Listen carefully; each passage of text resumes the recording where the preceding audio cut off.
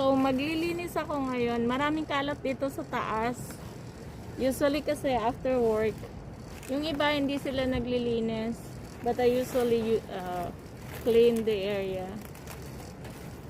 So, ang daming kalat ditong plastic. Ayan. Ilalagay ko siya sa sako.